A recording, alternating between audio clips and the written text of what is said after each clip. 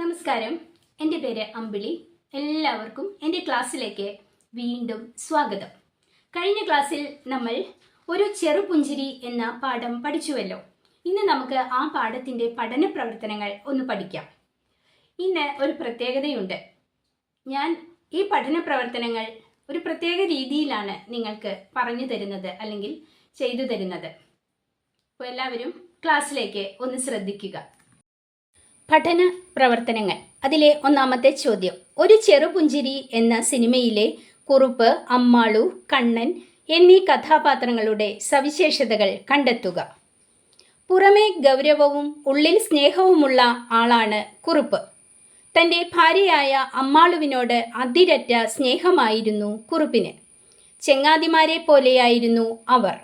Estate മാനേജരായി retire ചെയ്ത കുറുപ്പ് നല്ലൊരു കർഷകൻ കൂടിയാണ്. താൻ കൃഷി ചെയ്യുന്ന ചെടികളോട് അദ്ദേഹം വളരെ അധികം സംസാരിക്കുമായിരുന്നു. അവയ്ക്ക് കേടുവന്നാൽ ദുഃഖിക്കുകയും ചെയ്തിരുന്നു. ഇതിലെല്ലാം ഉപരി നല്ലൊരു മനസ്സിൻ്റെ ഉടമയായിരുന്നു കുറുപ്പ്. ഭർത്താവ് മരിച്ച് മകളുമായി ജീവിക്കാൻ പ്രയാസപ്പെടുന്ന ജാനുവിന് അദ്ദേഹത്തിൻ്റെ ശുപാർശയാൽ അടുത്തുള്ള സഹകരണ ബാങ്കിൽ തൂപ്പുകാരിയായി ജോലി ലഭിക്കുന്നു. കണ്ണൻ എന്ന അനാഥ ബാലനോട് അതിരറ്റ വാത്സല്യമായിരുന്നു അദ്ദേഹത്തിന്. സ്കൂൾ പഠനം മുടങ്ങിയ അവനെ അടുത്ത വർഷം സ്കൂളിൽ ചേർക്കാനായി വീട്ടിലിരുത്തി പഠിപ്പിക്കുന്നു. അനീതിയെ അദ്ദേഹം എതിർത്തിരുന്നു. സ്ത്രീധനം ചോദിച്ചു വന്ന ചെറുക്കൻ കൂട്ടരെ അദ്ദേഹം ഇറക്കി വിടുന്നുണ്ട്. അമ്പലത്തിലെ വെടിക്കെട്ടിനായി പണപ്പിരിവിന് വരുന്നവരെ വെടിക്കെട്ട് നടത്തുകയല്ല വേണ്ടത്, സ്കൂളിൽ നിർത്തിവെച്ച കഞ്ഞി വിതരണം പുനരാരംഭിക്കേണ്ടതാണ് വേണ്ടത് എന്നും അതിനായിട്ട് പണപ്പിരിവ്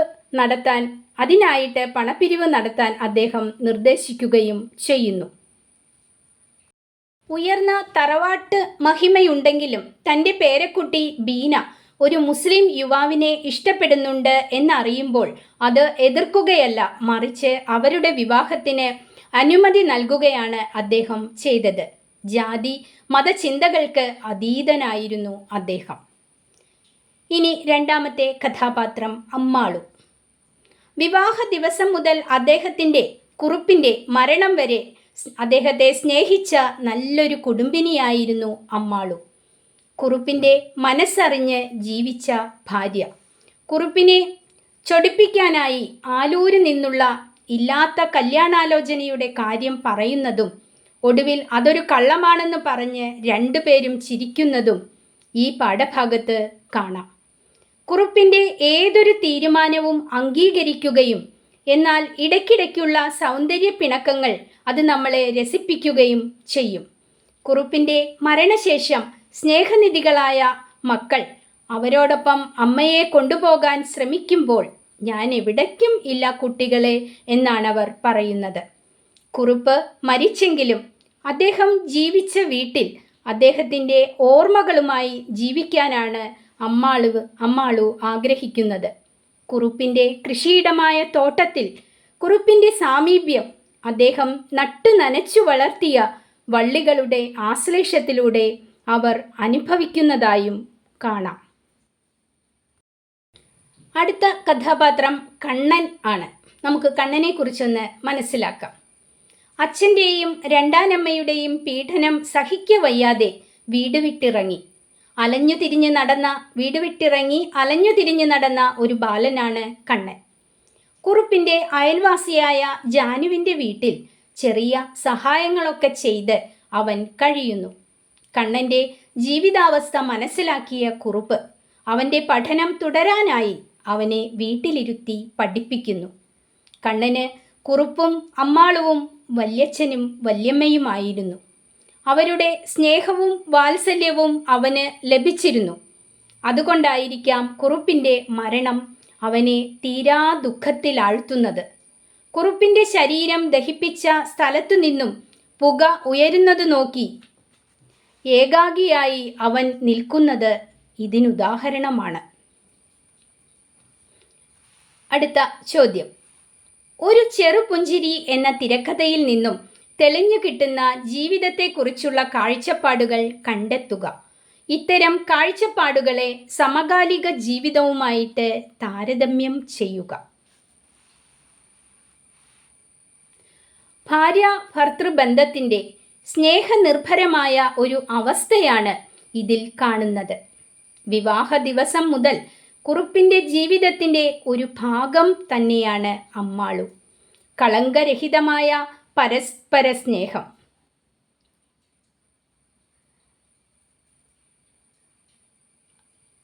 ഭാര്യയും ഭർത്താവും തമ്മിലുള്ള പിണക്കങ്ങളും ഇണക്കങ്ങളും കുറ്റപ്പെടുത്തലുകളും അവർക്കിടയിൽ ഉണ്ടെങ്കിലും പരസ്പരമുള്ള സ്നേഹം അനിർവചനീയമാണ്, വിവരിക്കാനാവാത്തതാണ്.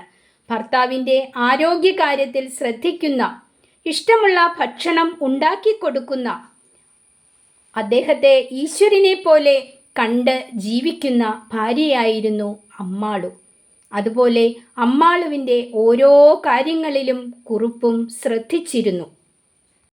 എന്നാൽ ഇത്തരത്തിലുള്ള ഒരു കുടുംബ ബന്ധം ഇന്നത്തെ കാലഘട്ടത്തിൽ കുറവാണെന്ന് തന്നെ പറയാം. പരസ്പരമുള്ള സ്നേഹം ഇന്ന് നഷ്ടപ്പെട്ടിരിക്കുന്നു. വിവാഹമോചനം എന്നതിന് ഒരു പുതുമയില്ലാതായിരിക്കുന്നു. അത് നിത്യസംഭവങ്ങളിൽ ഒന്നായിരിക്കുന്നു. ഭർത്താവിനെ സ്നേഹിക്കുന്ന, അനുസരിക്കുന്ന, തിരിച്ച് ഭാര്യയെ ആത്മാർത്ഥതയോടെ സ്നേഹിക്കുന്ന, അനുസരിക്കുന്ന ആളുകൾ ഇന്ന് നന്നേ കുറവാണ്.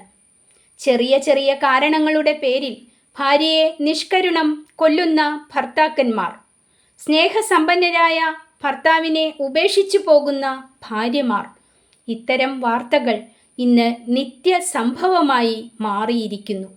വിവാഹദിനം മുതൽ മരണം വരെ ജീവന് തുല്യം സ്നേഹിക്കുന്ന കുറുപ്പും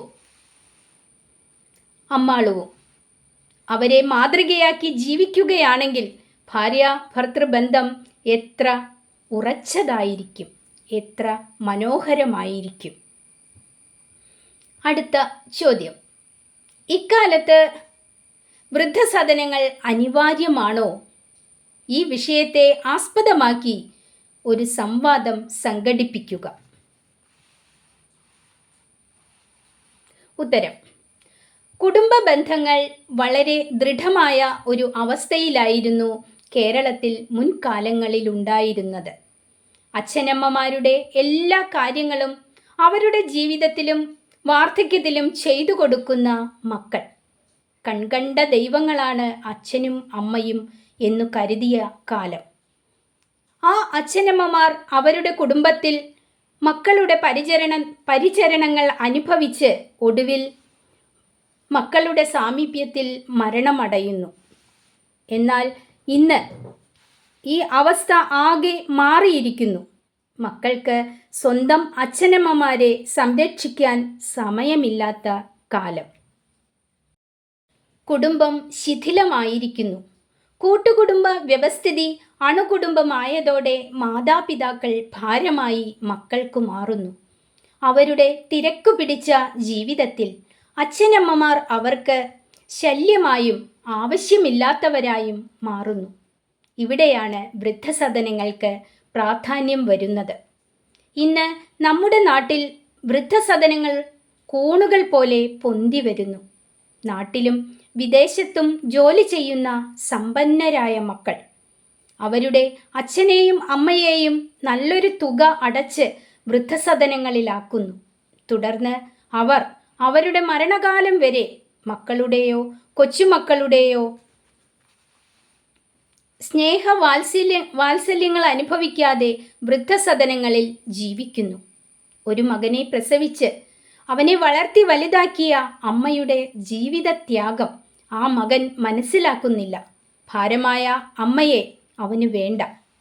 അവൻ്റെ സുഖജീവിതത്തിന് തടസ്സം നിൽക്കുന്ന മകൻ അങ്ങനെ അമ്മയെ ഒഴിവാക്കുന്നു. ഇത്തരം ധാരാളം സംഭവങ്ങളുടെ അവസാനമാണ് വൃദ്ധസദനം. അച്ഛനമ്മമാരെ സംരക്ഷിക്കുകയാണെങ്കിൽ വൃദ്ധസദനത്തിൻ്റെ ആവശ്യം വരുന്നില്ല. ആരും അതിന് തയ്യാറാകാത്ത സാഹചര്യത്തിൽ നമ്മുടെ നാട്ടിൽ വൃദ്ധസദനങ്ങൾ അനിവാര്യമായ ഒന്നായിരിക്കുന്നു.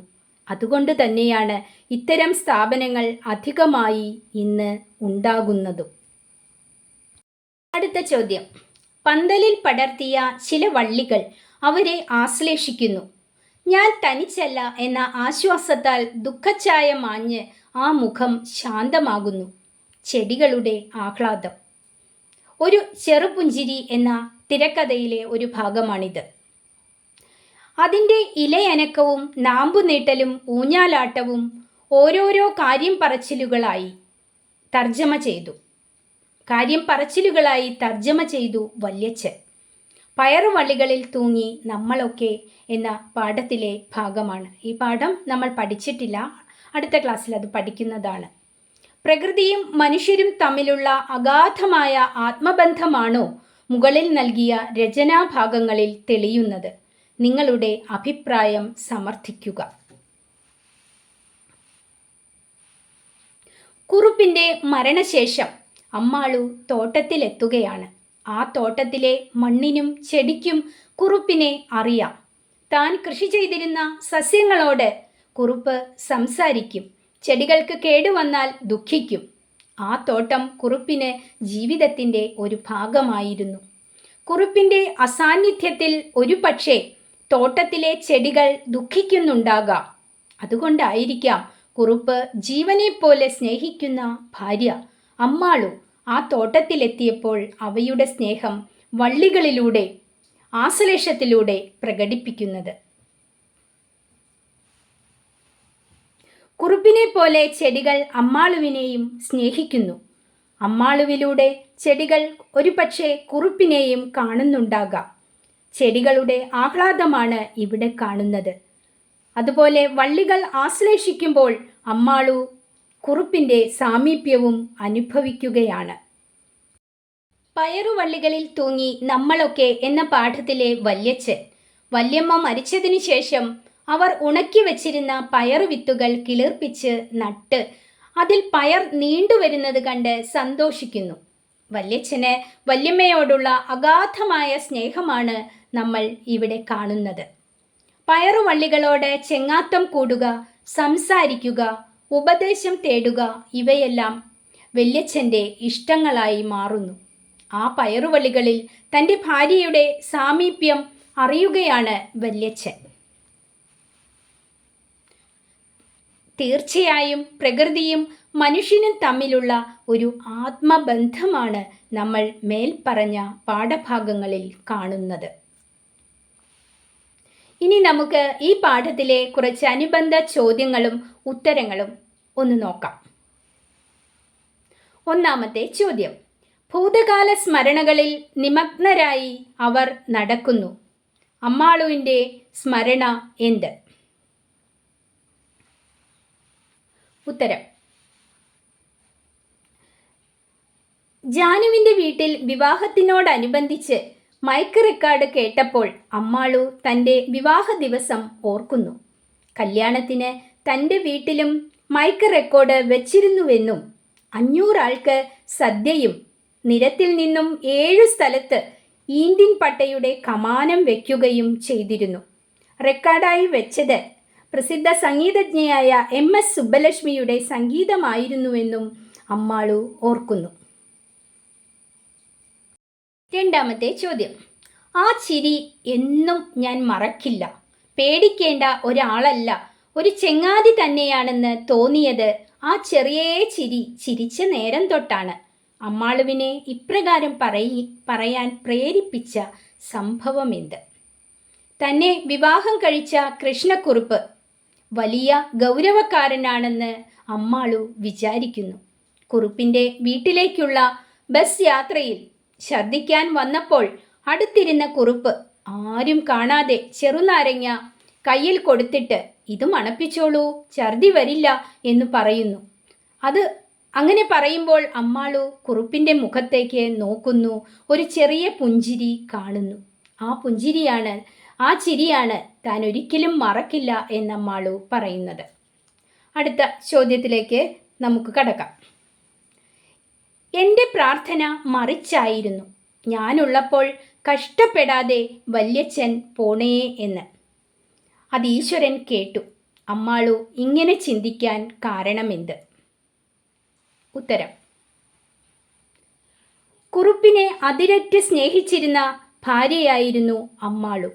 കുറുപ്പിൻ്റെ ഏതൊരു കാര്യവും കൃത്യതയോടെ അവർ ചെയ്തിരുന്നു.